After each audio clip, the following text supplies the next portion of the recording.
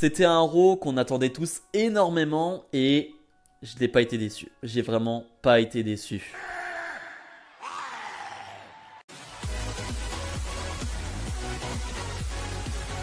Et bonjour à tous, on se retrouve aujourd'hui pour les résultats de Raw du 13 septembre 2021. On ouvre ce Raw avec les trois superstars les plus attendus de ce show, Randy Orton, Bobby Lashley et Biggie qui vient de SmackDown mais qui a prévenu sur Twitter qu'il allait cacher sa mallette Money in the Bank ce soir sur Bobby Lashley ou sur Randy Orton. Je rappelle qu'en main event on aura Bobby Lashley face à Randy Orton pour le titre de la WWE.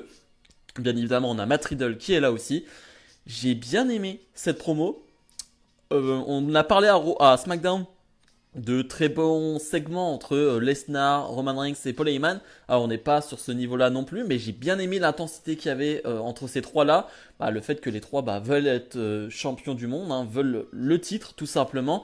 Biggie qui s'incruste un peu là-dedans et qui à chaque fois rajoute une petite phrase en mode « Ouais, mais moi je vais cacher la mallette, peut-être sur Randy Orton, peu importe, peut-être sur Bobby Lashley. » Peu importe, mais j'ai bien aimé aussi le public qui était vraiment à fond derrière Randy Orton. Vraiment, le public adore ce Randy Orton face là, grâce forcément à Matt Riddle. Mais ouais, j'ai bien aimé l'attention qu'il y avait, le petit côté énervé d'Orton et de Lashley. J'ai bien aimé ce petit truc là. Et on va finalement finir ce segment avec un RKO de Randy Orton sur Lashley.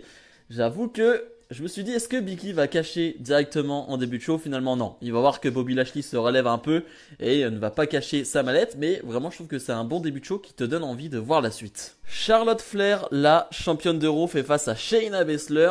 Charlotte Flair qui est en guerre avec Alexa Bliss, mais en même temps en guerre avec Nia Jax, Shayna Baszler. Donc c'est un peu bizarre tout ce qui se passe. Très bon combat. Vraiment, j'ai bien apprécié le combat. Déjà de 1 parce que ça a été plutôt long, on leur a donné vraiment du temps et ça c'est rare pour un match à Raw, donc il faut le noter. Autant à SmackDown t'as que 2 heures, mais je trouve qu'ils font vraiment des matchs quand ça vaut la peine, qui vont durer 15-20 minutes, et là ça va être le cas.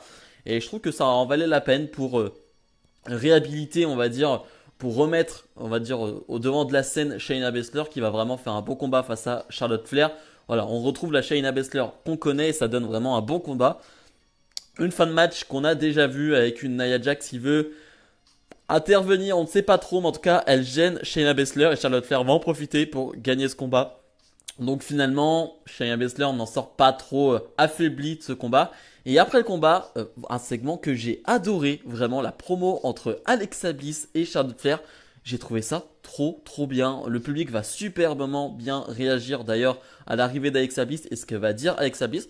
Je pense que c'est la meilleure promo d'Alexa Bliss dans ce rôle-là. Alors elle a eu des très bonnes promos dans son rôle de goddess, mais là dans ce rôle-là, dans cette gimmick-là, je pense que c'est sa meilleure promo de 1 parce que elle est plutôt drôle. Vraiment ce qu'elle dit c'est plutôt drôle. Elle va vouloir donner un cadeau à Charlotte Flair qui est une poupée qui ressemble à Charlotte Flair.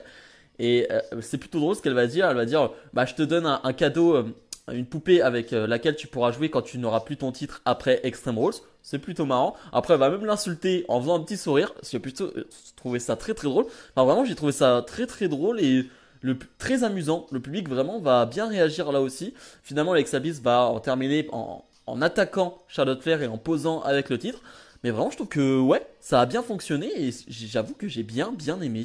Drew McIntyre fait équipe avec les Viking Raiders face à Jinder Mahal, Shanky et Veer. Drew McIntyre qui va se faire attaquer avant le combat, mais ça ne va pas changer grand chose parce qu'on va avoir un combat assez court et tant mieux parce que je n'en peux plus de voir Drew McIntyre face à Jinder Mahal et toute sa clique. J'ai pas envie de voir ça, on l'a vu pendant quelques semaines déjà et si on peut passer à autre chose, ce serait quand même mieux pour Drew McIntyre. J'ai l'impression qu'ils n'ont pas de plan pour lui. Après, je dis pas champion de la WWE, non, pas pour le moment, pas à ce moment-là. Mais trouver un programme intéressant pour Drew McIntyre quand même. Bref, il va remporter ce combat assez rapidement et assez seul. Viking Raiders vont pas faire grand-chose. C'est Drew McIntyre qui va quasiment tout faire. Mais voilà. On va dire que la bonne nouvelle, c'est que c'était très court. Damian Priest, le champion des États-Unis, nous fait un Open Challenge.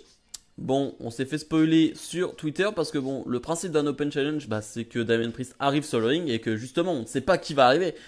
Et non, sur Twitter, la WWE nous a annoncé que Jeff Hardy serait l'adversaire de Damian Priest. Donc, Voilà, super l'Open Challenge. Mais en tout cas, on va avoir ce Jeff Hardy contre Damien Priest qui sur le papier m'intéresse énormément. Et j'avoue que j'ai bien aimé ce combat. Allez, je mets tout de suite mon point négatif, c'est que je sais pas ce que fait Damien Priest dans ce combat, mais 2 ou 3 fois, j'ai l'impression qu'il se relève pas des tombées. Ce qui fait que le public est assez perturbé, est assez perplexe. Se dit, attends, il y a eu 3 là. C'est bizarre, non? Il y a peut-être eu 3 là sur le tombé de Jeff.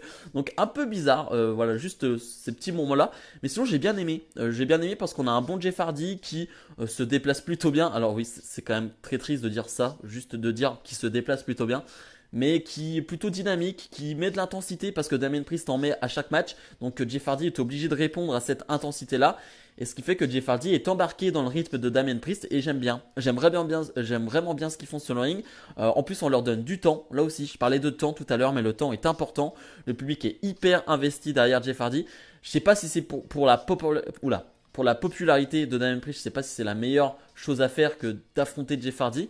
Mais finalement, les deux vont être plutôt acclamés, mais surtout Jeff Hardy, forcément.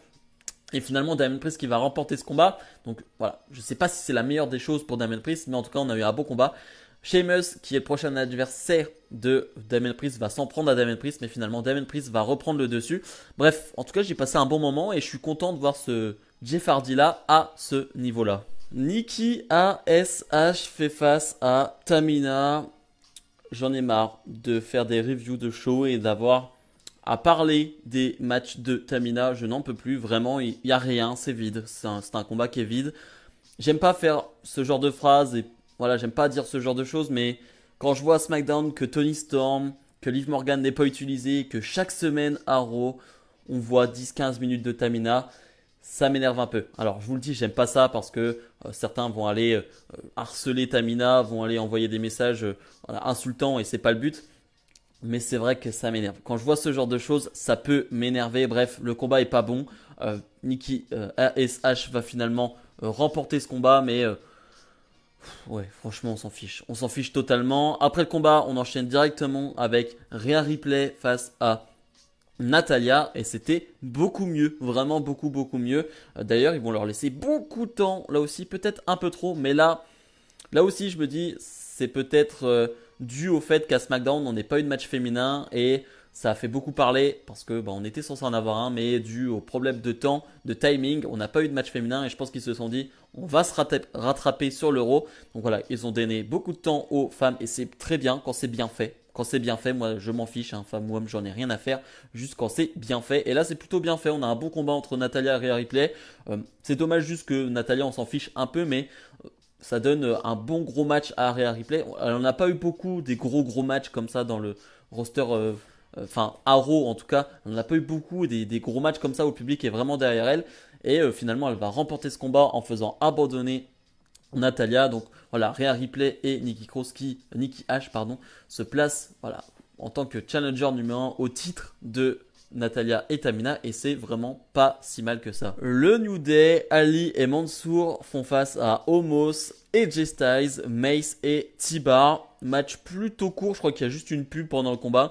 Mais c'était cool, c'est-à-dire que voilà, c'est ce qu'on voulait, on voulait un truc assez rapide, avec beaucoup d'action, beaucoup de vitesse, ça va aller très vite, vraiment j'ai bien aimé le New Day à un moment donné qui va faire un hot tag et ça va vraiment, à partir de ce hot tag là, pardon, ça va s'enchaîner et tout le monde va enchaîner, on va dire, ça, une de ses prises favorites et voilà, c'est toujours cool dans les combats par équipe quand chacun rentre sur le ring et fait une petite prise, c'est toujours très cool, on va pas se mentir, ça fait toujours réagir le public et moi ça me fait kiffer, j'avoue.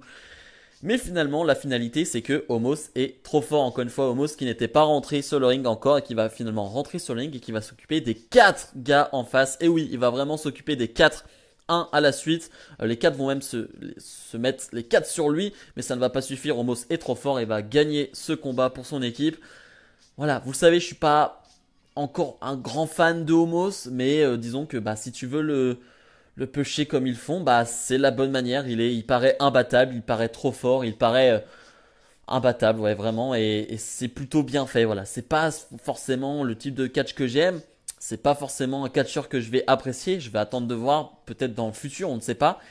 Mais voilà, en termes de logique, en termes de push, c'est bien réalisé. Doudrop fait face à Eva Marie. Je vais pas en parler très longtemps, faut être sérieux.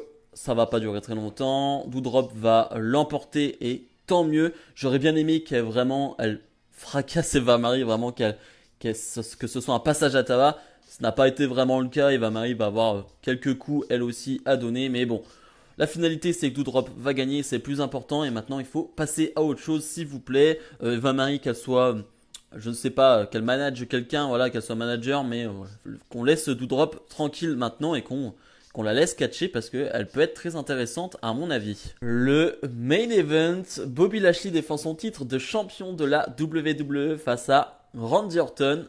Il y a beaucoup de choses à dire sur ce main event, sur le match, sur l'après-match. Commençons par le match.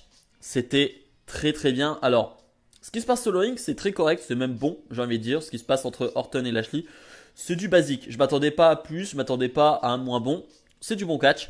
Mais il faut avouer, à certains moments, le public embellit les choses. Le public te fait vivre des choses et te fait vivre un meilleur moment que le moment est bon en fait. C'est-à-dire que le moment est bon, mais le public est tellement chaud. Le public de Boston est incroyable. Vraiment, faut le dire quand un public est incroyable parce que ça change tellement tout. On n'a pas eu de public pendant je sais pas combien de temps et d'avoir un public comme ça sur une nuit très importante pour Raw, et c'était le bon timing, c'était le bon moment et vraiment là ils m'ont fait plaisir. Le public m'a fait vraiment plaisir sur ce combat parce que ils vont être à fond derrière Randy Orton, ils vont vraiment penser que Orton va pouvoir gagner ce titre, vont vraiment l'acclamer, vont vraiment gueuler Randy pendant tout le combat.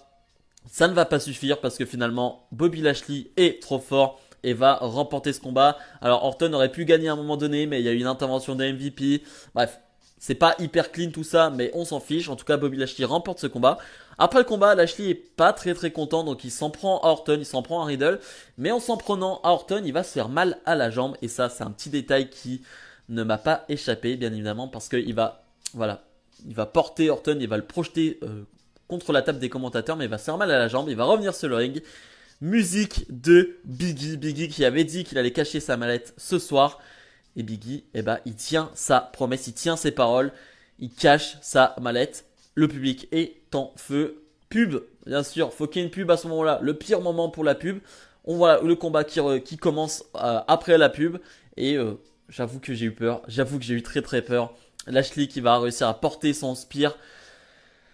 1, 2 et pas 3, finalement pas 3. Biggie qui va réussir à s'en sortir et Biggie qui va porter son big ending. Et Biggie qui va devenir le nouveau champion de la WWE. J'avoue que j'ai crié. Je suis un grand fan de Biggie, j'adore Biggie depuis ses débuts. Et le voir champion de la WWE, le voir être le visage d'Euro, je suis trop content. Je suis trop content. Depuis des années, on dit qu'il a le potentiel pour être champion de la WWE. Il l'est finalement. Et comme je le disais, c'était le meilleur moment possible parce que le public était incroyable. Et avoir ce public-là, et ne pas en profiter, ça aurait été dommage. Et je trouve que le timing est parfait. Vraiment, c'est parfait. Je trouve que ça a bien été fait. Alors, on peut gueuler sur le fait qu'il y ait vraiment un match, le fait qu'on soit pas en surprise totale parce que Biggie avait annoncé qu'il allait cacher sa mallette. Bref, franchement, très honnêtement, qu'il ait annoncé ou non, rien à faire. J'ai passé un trop bon moment, j'ai adoré, c'était trop bien. Bilan de ce Raw, j'ai passé un très bon moment devant un Raw. Et j'ai pas peur de dire un très bon moment. C'était pas juste un Raw correct. J'ai trouvé ce Raw très bon. Vraiment, j'ai passé un très bon moment. Le main event était super. L'introduction de Raw était super. Il y a de bons matchs. Il y a de bonnes rivalités. Il y a de bonnes promos. Vraiment, c'était un bon Raw. Forcément, on va retenir le cash-in de Biggie parce que les cash-ins, ça marque. Et on n'en a pas souvent à Raw ou à SmackDown. Et c'est même pas une fois dans l'année. Ça dépend des fois. Des fois, ça peut être en pay-per-view. Et là, tu l'as à Raw. Donc ça marque forcément ce Raw et ce show. Et c'était bien fait. Ça a été bien fait. Le public, encore une fois, a bien réagi. Si je dois donner une note, si je prends en compte ce cash-in, je mets un 8. 8,5 peut-être. Peut-être que je suis haut. Peut-être que c'est le fait qu'on termine avec ce cash-in de Biggie qui fait que ma note est très haute. Mais tant pis. Ça fait partie du show, ce cash-in. Donc ouais, 8, 8,5. Dites-moi, vous, ce que vous en avez pensé. Donnez-moi une note sur 10. Dites-moi ce que vous en avez pensé de ce cash-in de Biggie. Est-ce que vous pensez de Biggie en tant que champion de la WWE? Bref, comme d'habitude, n'hésitez pas à mettre le petit pouce bleu et à vous abonner. Nous, on se retrouve dès demain pour ma review de ce nouveau NXT. Salut